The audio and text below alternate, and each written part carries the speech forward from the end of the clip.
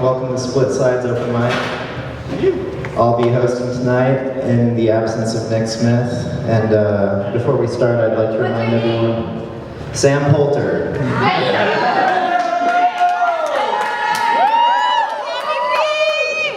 Just Sam. You guys are gonna make me come in my pants.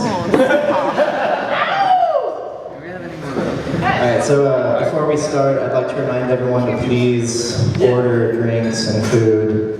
If you're not drinking, then I'm not sure what the fuck you're doing here, but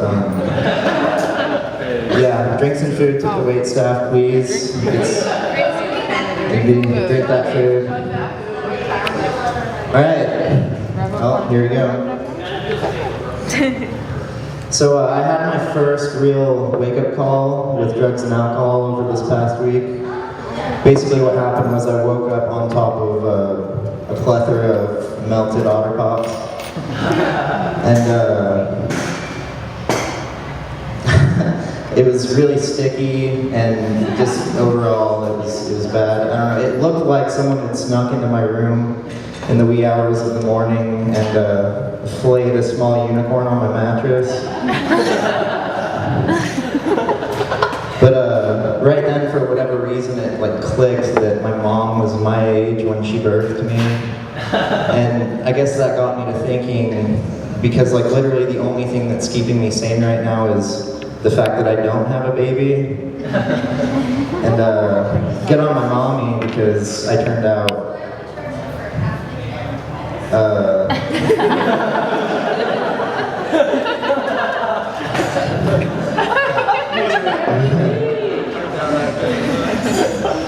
but I'm way too easily distracted to take care of a baby, and honestly, like on top of all my other expenses, there's no fucking way I can afford Gerbers. That child would live, well, he'd be forced to live on a diet that consisted entirely of Otter Pops. Like, by the time he showed up for the first day of preschool, his skin color would be the same color as my bed sheets. So the moral to that story would be that I've decided to take more drugs.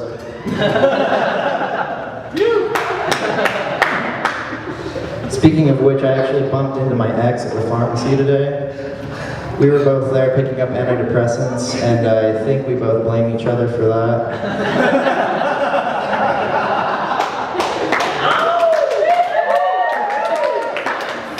But we're going bowling tomorrow, so... Dating's hard. I don't know. Everybody has trouble courting the opposite sex, so I'd like to offer or share with you all my own personal method of seduction. Oh, baby. Believe it or not, it works 100% of the time if you do it right.